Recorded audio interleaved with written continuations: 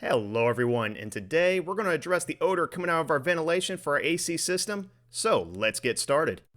Now typically in newer vehicles, anytime you have this issue, the first thing you want to change out is your cabin air filter, which is very easy to do. It's right behind your glove compartment, so all you have to do is open it up, and then I'm going to zoom right in on the right side. We have a stopper right there, and all you have to do is push the glove compartment in, and then we're going to go on the other side and you're going to see another stopper. So the trick to this one is, let me back the camera up just a little bit. And then all you have to do is press in on the glove compartment and this should come right down. And there we go. And just push it down a little bit more. Now as we look behind the glove compartment, there's going to be a cover for your air filter. Now there's going to be a little difference between yours and mine. For yours, all you have to do is depress this little cover tab that's supposed to be right there. Unfortunately, mine broke off, so I had to put a bolt in there just to hold the cover in place. So for me, I'm just going to unscrew my bolt. For you, all you have to do is press down the tab and it's going to come right off. So now I got the bolt out, and then this cover comes right off. And we'll just go ahead and set that aside. And then all we have to do now is pull out your in-cabin filters. Now something to keep in mind that was kind of weird, when I purchased the vehicle several years ago, this didn't have any filters installed. It's almost like someone ran it without it. Unfortunately, that was a very bad idea, and I'm going to show you why later. So these are fairly new, so I'm just going to take these out and I'm going to reuse them later because these are only 1 day old. And then all you have to do is move the second one aside, and this one pulls out as well. These comes in a set of 2. Because they kind of cram 2 of them next to each other inside this little compartment. And now with the filters out, let's go ahead and close the glove box. And now let me go ahead and make my way under the glove box. I want to see if I can get my camera down here, that way you can see what I see. And now that we have some lighting, we need to remove this side finisher fastener. Now this, all you need is a flathead screwdriver, but since mine was loose, I can just do it by hand. And this unscrews just like a regular nut. And almost there. There we go. We'll set that aside. Next, let's go ahead and remove our floor liner. Now for this one, these are aftermarket ones. For you, you may have this carpet version, but just go ahead and take them out for now. Now let's go ahead and remove our front kick plate, and this should pop right out. Just give it a little tug. There we go. And we'll set that aside as well. And now we can remove our lower dash side finisher. So I have a trim removal tool, and I'm going to give it a little bit of pry. There's 2 tabs that kind of push this into the vehicle. So I'm going to see if I can get under one of them. All right, there's one pop. That's good. And there should be one towards the bottom. And see if I can get it in there. There we go. And this comes right out.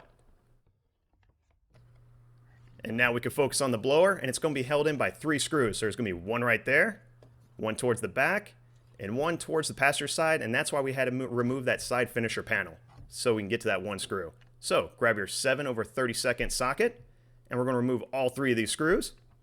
And these come out very easily. There's nothing to it.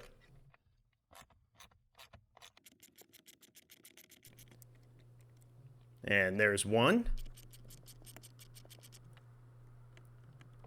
And there's number 2. And last one. Now for my blower motor, it's kind of stuck in there, so the blower motor's not falling out. For you, it may come down, so just grab onto it. But for mine, just give it a little yank, and it comes right out. And now let me go ahead and move the camera back. That way we can get a better image of the connector. Almost there. That's about right. Alright, so now let me go ahead and turn the motor sideways so you can see what I see. And now we can disconnect our blower motor connector. Now for this one, I don't have any fingernails, so I'm just going to use my trim removal tool. You can use a flathead screwdriver, and just all you have to do is push that tab in and pull the connector out. Now if you want, you could do this step earlier before you unbolt it. I'm just doing it now, so that way you could see what I see, so it's easier on the camera angle. And that came out fairly easy, so all we have to do is just let that hang, and then we'll go set our blower motor aside. And I'm going to go ahead and grab a camera, and let's go ahead and take a look and see how this evaporator looks. I've seen some where they're really dirty and some that are not. This one actually doesn't look really bad at all. It actually just looks a little bit dusty, just not as great of a shine. But I've seen a lot worse. This actually doesn't look too bad. So overall, not too shabby, but we're still going to clean it anyway. And I'm going to get my borescope in here right behind this just to kind of get a better look at all the angles. But overall, it looks pretty good. And now that I have my borescope, let's go ahead and look at this now. Now this is the part I was afraid of. And see if I can get the right angle in here. So yeah, if you look at the bottom of the evaporator, you're going to see all kinds of stuff. You see some twigs, feathers, yeah, just all kinds of bad things in there. This is something you don't want against your evaporator. This is why you want to keep your in-cabin filter in. That way it catches all these items, and that way it's not against the evaporator, probably causing the bad smell in the first place. But no worries, we're going to go ahead and address this. So the first thing we're going to do is grab our cleaner, and we're going to shake it for 2 minutes.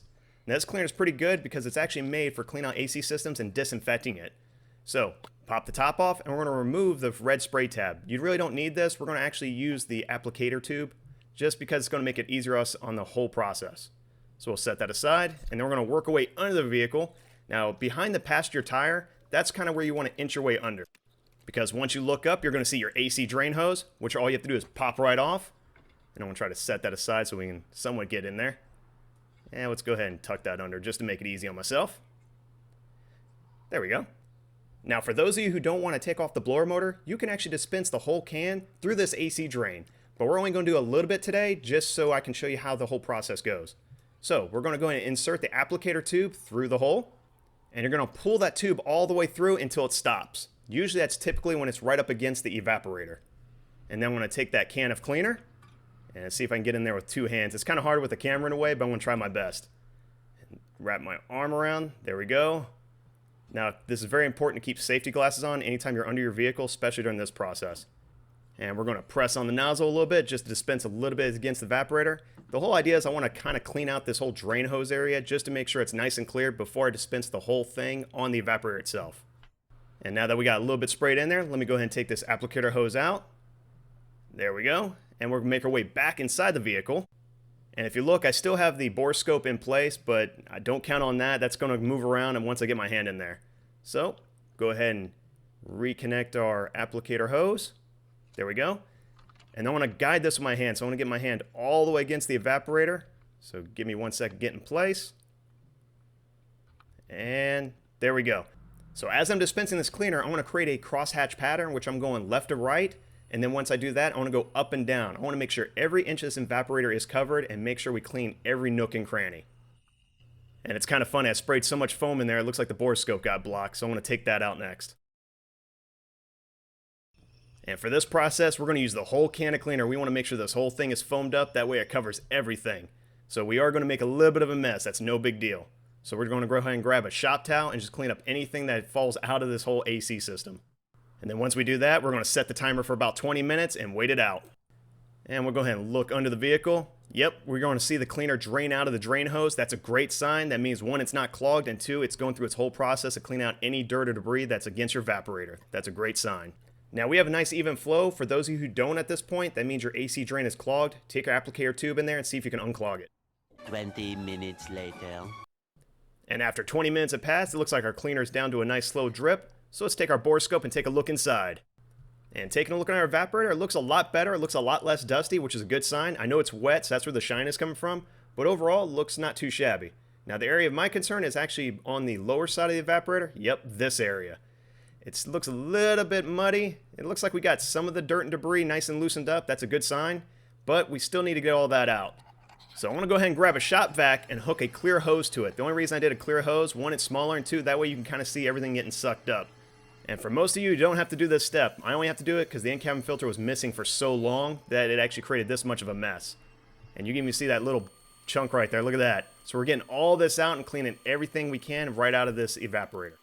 And now let's go ahead and grab our scope and take another look inside. So it does look a little bit muddy at the bottom. That's expected. But I want to see if we got those big chunks and that feather out. And it looks like we did. We got all those big particles out. That's great. And if I feel I want to add another can later, I don't have to take anything apart. I could use that AC drain hole. So now we can start cleaning everything up. So let's go ahead and grab a shop towel, and we want to clean up any residual cleaner that's left behind around the blower area. And now we can install our blower motor and our 3 screws. So let's see if I can wedge that right in, nice and evenly. Beautiful. And then we'll go ahead and insert all 3 screws and tighten these down. So let's see if I can get at least one started. And you kind of need 2 hands for this because you're going to have to hold the blower motor in it for this point. So there's 2. Now I'm going to grab my socket wrench and we'll tighten these up. So there's 1, there's 2, and there's 3. And now that's in place, we can connect our blower motor connector and this should snap right in. Beautiful. Now let's go ahead and reinsert our new in-cabin filters. Now since mine were already somewhat new, I'm going to put those back in, but for you, it's probably best to put brand new set. So look at the airflow, make sure it's pointing downward, and then go ahead and insert these in one at a time. So let's see if I can get this in here without knocking over the camera and move that aside. And oh, that went in pretty easy. So push that right in. I'm going to move it to the right. Come on.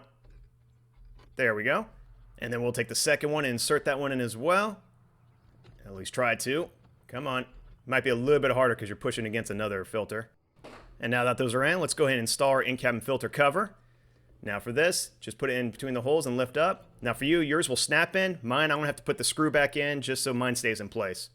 And yep, looks secure. And then we'll go ahead and close up our glove box and make sure it opens. Very nice. And now let's go ahead and install our lower dash side finisher, and this pops right in. So let's see if I can get it right on that stud in the back. There we go. And then all we have to do is snap these right in. And come on. Oh, perfect. Very nice. And since we're in the same area, let's go ahead and install our front kick plate. And this one snaps right in as well. I want to start from the back. And see if I can get someone in there. Alright, so the back is snapped in. I'm going to set the camera down.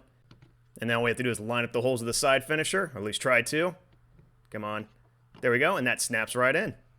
And let's work our way back under the glove compartment. And let's install that finisher fastener. And I'm going to do this hand tighten. If you want, you can use a flathead screwdriver just to make sure it's nice and tight. And there we go. And we're almost done. So let's go ahead and install our floor liner. Now for those who have carpet, you can just throw those right in as well. And I'm going to go ahead and squeeze right under the vehicle. And let's go ahead and install our AC drain hose. And again, this one snaps right in. And let's see if I can get it all the way in. Very nice. Now that everything's back together, let's go ahead and run the heat for about 5 minutes. And make sure your windows are down and everything's in a well-ventilated area, because this is going to actually smell like disinfectant. So we don't want the air circulating. We want it coming from outside the vehicle. Put it on high, max heat, and I'm going to have it go through all the vents. And once I run that for 5 minutes, I'm going to turn it to AC and do the exact same thing and run that for 5 minutes as well. And after we ran that for 5 minutes, let's go ahead and shut everything off. And we want to let the vehicle sit for about 24 hours. It's best to let this sit and let everything dry out and drain out before driving it around. And after 24 hours have passed, I did take apart the blower motor again just to kind of get before and after footage. So before on the left is before cleaning. Now it does look pretty good. It has a slight dust tint to it, so it's kind of darker. On the one on the right, it is a lot brighter, a lot nicer, so it is cleaner. But you're not going to get that wow factor because the evaporator was somewhat clean to begin with, but it does look a lot better. So hopefully you found this video helpful. If you did, please like and subscribe.